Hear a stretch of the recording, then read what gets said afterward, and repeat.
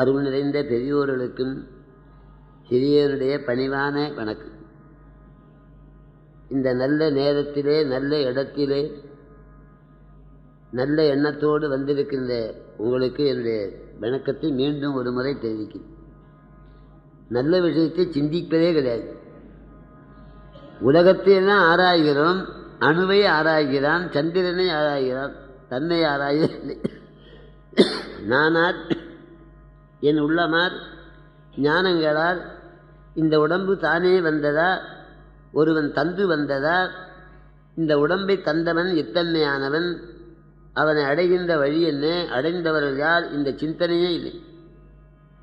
சந்திரனை ஆராய்கிறான், தன்னை ஆராய்வது. அதைத்தான் சொன்னார் திருமூலர். தன்னை உணர்ந்தே தத்துவ ஞானிகள் முன்னை வினையின் முடிச்சை அவிழ்ப்பர்கள்.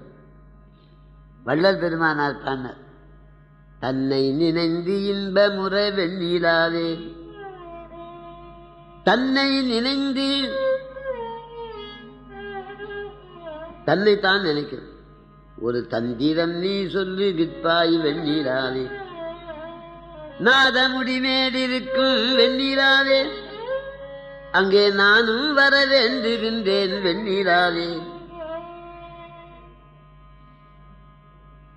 இப்போது அடியேன் பேச இருப்பது முற்பிறப்பின் கதைகள். அதான் தலைவர். நம்முடைய இந்து தர்மம் முற்பிறப்பை ஒத்துக்கொள்வது, வேறு சமயங்களை ஒத்துக்கொள்வது. திருவள்ளுவர் மிகப்பெரிய ஞானி, சமானமில்லாத தெய்வ புலவர். அவர் சொல்லுகிறார், ஒருமைக்கண் தான் கற்ற கல்வி ஒருவருக்கு எழுமையும் ஏமாப்புடை. இந்த செல்வம் அந்த ஜென்மத்தோடு நின்றுவிடும். கல்வி அறிவு மறு ஜென்மத்துக்கு வரும்.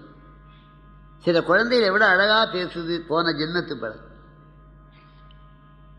நான் ஒரு குழந்தையை பார்த்து கேட்டம்மா, கழுத்தில் இருக்கிற செயினை என் கழுத்தில் போடம்மான்னு. உங்க தடை பிடிக்காது சுவாமி,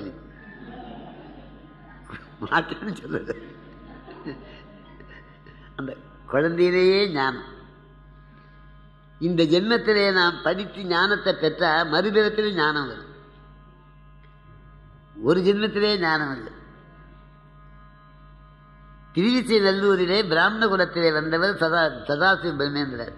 சதாசிவம்னு பேர், கருப்பா கட்டையா இருக்கு. அந்த காலத்தில் பிராமணனுக்கு இடமையிலே கல்யாணம் ஆகும். 8 வயசுலேயே 9 வயசு வாழைப்பழம் கொடுத்து தாலி கட்டுவார். இது இளம் வயசுல கல்யாணம் ஆகி போச்சு. அந்த பெண் தாயார் வீட்டில் வளர. இது தர்க்கம், வியாகரணம், மீமாம்சங்கள்லாம் சாஸ்திரத்திலே நிபுணர். அந்த மனைவியார் அங்கே மங்கைப்புறம் அடைஞ்சாங்க ஊரில். அந்த தகவலை கொண்டு மாமனார் மாமியாரையும் வச்சு தடப்பட்டதாக வீட்டில் வடை, பாயசம், சாப்பாடு. இப்போ பள்ளிக்கூடம் போயிட்டு 1:30 மணிக்கு வந்தார். பசி. வீட்டு பிள்ளை யார் கவனிக்கிறார்? மெல்ல அடுப்பண்ட போய், அம்மா பசி கொழுந்து விட்டு எரிகிறது, சாப்பாடு. சதாசிவம், உன் ஆம்படையா மங்கை பருவம் அடைஞ்சிருக்கிறார். ரதி மாதிரி செக்கச்சிலேன்னு பெண்ணு. மனைவி மங்கை பருவம் அடைஞ்சான்னு கேட்டா நீ மகிழ வேண்டாமா, துள்ள வேண்டாமா, துடிக்க வேண்டாமா, பசியாடா? அம்மா இன்னொரு ரூபா சொல்லு. யாரம்மா? உன் சம்சாரண்டா. அப்படியா? என்ன மங்கை பறிவை அடைஞ்சாடு என்ற வார்த்தை வீட்டுக்கு வந்த அன்னைக்கே பகல் 2 மணிக்கு சோறு கிடைக்கிறேன்னா அவளே வந்தா நான் உருப்படுவேன. அப்படியே திறந்து வெளியே போயிட்டார். துறவுன்னா சாமான்யமா? அடல் வேண்டும் ஐந்தன் புலத்தை விடல் வேண்டும், வேண்டிய எல்லாம் ஒருங்கினார். நமக்கு என்னென்ன வேணுமோ அத்தனை விட்டோம். ஒரு வினாடியில திறந்து போன சாஸ்திர ஞானத்திலே கரை கண்டவர். அவர் ஒரு ஞானி கிட்ட போய் தொண்டு செய்த அனுபவ ஞானம் வேணுமே. சாஸ்திர ஞானம் இருந்து என்ன பண்றது? அங்கே பலர் வருவார்கள். இவர் தர்க்கம் வியாகரணம் போட்டு உருட்டுவார். படித்தவராச்சு. அவங்களுக்கு எல்லாரும் தர்க்கம் வியாகரணம் தெரியுமா? தர்க்கம்னா எப்படி இருக்கும்னு ஒன்னே ஒன்று சொல்ற. சப்தம்னு ஒன்று உண்டு. ஓசையும் ஒலியலாம் ஆனாயுது. ஓசை திருத்தாண்டகம் நாவுக்கரசு. ஓசையும் ஒலியலாம் ஆனாயுது. ஓசை ஒலினா என்ன அர்த்தம்? சப்தம் இல்லாமல் அர்த்தம் இல்லாமல் வருவது ஓசை. இடி ஓசை, கடல் ஓசை, புயல் ஓசை. அர்த்தத்தோடு வருவது ஒலி.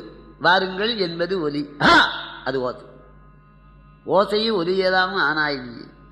சப்தம் வருவதற்கு என்ன காரணம்னு 2 காரணம்.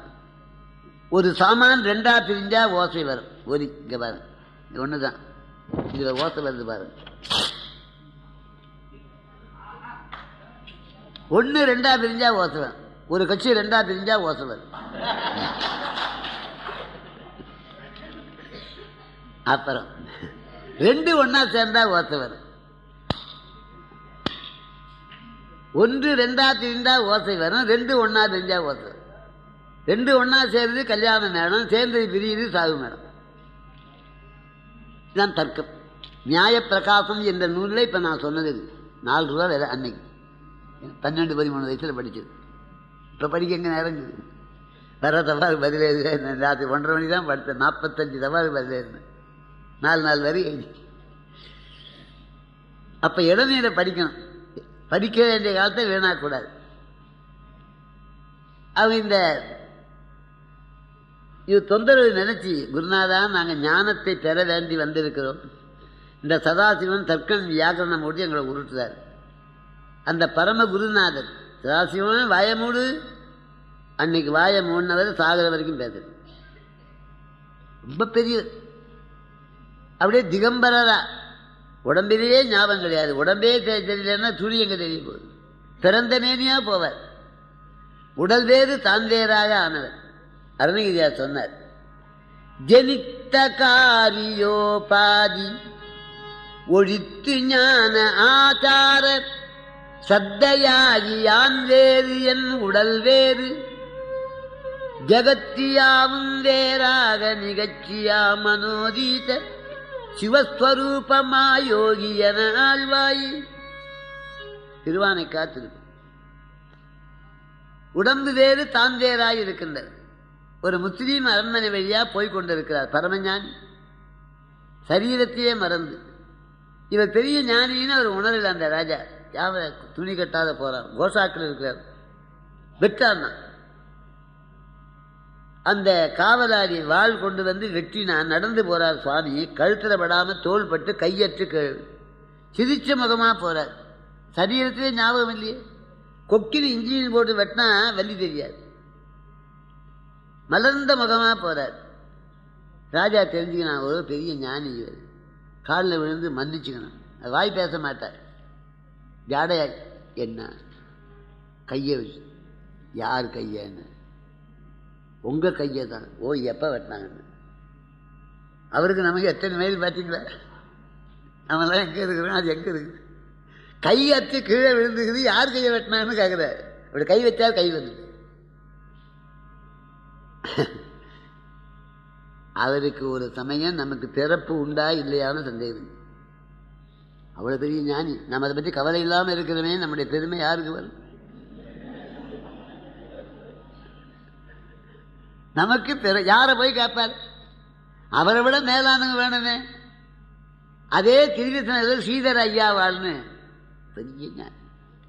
அவர் தான் சொல்ல வல்லார். இவரோ வாய் பேசாதவர், மௌனம். அதையே சிந்தனைன்றார். ஸ்ரீதர் ஐயா வாழ்தான் சொல்லணும். அவர் திகம்பரராக வந்து கொண்டிருக்கிறார். திகம்பரர்னா ஆடை இல்லாமல். ஸ்ரீதர் ஐயாவாள் மனைவியை கூப்பிட்டு, சதாசிவ பிரம்மம் வருகிறது, அன்னம் போட்டு கொண்டு. அவர் வாசப்படி உள்ள நுழைய மாட்டார். வாசற்படி கடந்து வாராத பிச்சைக்கு ஆசைப்படுவதில்லை. அந்த அம்மா ஒரு ஏனத்தில் பச்சரிசி அன்னம் சாம்பார் விட்டு நெய் போட்டு பிசைஞ்சு 3 கை வாங்கி சாப்பிடும். போதும்னு, எனக்காக ஒன்று வாங்கிக்குவார். 4வது கை வாங்கி. ஸ்ரீதர் ஐயா வேலை அங்கேருந்து வந்தார். சதாசிவம் உனக்கு இன்னொரு ஜென்மா இருக்குதுன்னு. எனக்காகன்னா அவளையே நீ ஓட்டா போட வர, இந்த தாட்சண்யம் இருந்தால் அதுக்கு ஒரு ஜென்மா வரும்னார். அவருக்கே இன்னொரு ஜென்மான்னா நாமெல்லாம் என்ற போது. ஆகவே இந்த பிறப்பு இறப்பு மாறி மாறி வரும், ஒரே ஜென்மம். அதனால் தான் ஒருமைக்கன் தான் கற்ற கல்வி ஒரு எழுமையம்னா 7 பிறப்பல்ல, பிறவி எழுந்தோறும் எழுந்தோறும்னு. நாம் எங்கே போனாலும் நிழல் வருதல்லவா, அப்படிதான் வரும் அந்த வினை.